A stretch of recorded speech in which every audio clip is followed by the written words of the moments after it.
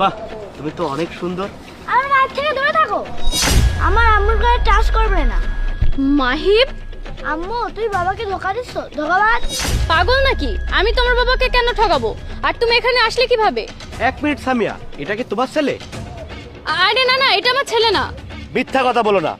আমার সামনে তোমাকে আম্মু বলে ডাকছে, আর তুমি তো ওর নামও জানো। তুমি কি এতদিন ধরে তাহলে আমাকে ঠকে আসছো? 1 মিনিট দাঁড়াও, আমি তোমাকে সবটা বুঝিয়ে বলছি। মাহিব, তুমি এখানে কিভাবে আসলে? বাবা আমাকে নিয়ে এসেছে। তোমার বাবা? আমার কথা না বিশ্বাস হলে ওই যে তাকিয়ে দেখো। জাহিদ, তুমি এখানে?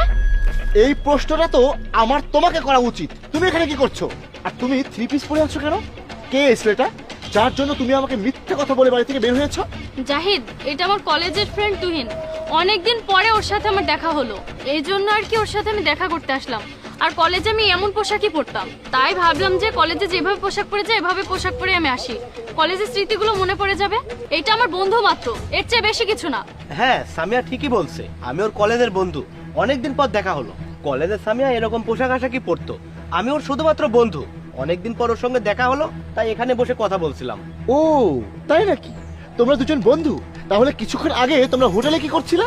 আমি জানি কিছুক্ষণ আগে তোমরা দুজন হোটেলেই ছিলে। আচ্ছা আমাকে বলো তো, কোন বন্ধু বান্ধবী হোটেলে গিয়ে দেখা করে? আর তুমি যে কিনা বাড়িতে সবসময় শাড়ি পরে সাদা মাটা হয়ে থাকো, সে কিনা এখানে বয়ফ্রেন্ডের সঙ্গে দেখা করতে এসেছে এইরকম একটা ড্রেস পরে। তারপরেও তুমি এখানে এসে বলবে যে এটা তোমার শুধুমাত্র বন্ধু, আর আমি সেটা বিশ্বাস করে নেব? আমি কি এতটাই বোকা? কি আবল তাবল বলছো তুমি?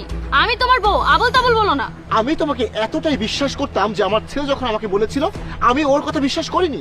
আমার ছেলে তোমাকে ওর সাথে কথা বলতে দেখেছিল আর ও সেটা আমাকে বলেছিল, কিন্তু আমি ওর কোনো কথা তখন বিশ্বাস করিনি। কিন্তু এখন যখন নিজের চোখে সবটা দেখলাম, তখন তো আর অবিশ্বাস করতে পারি না, তাই না?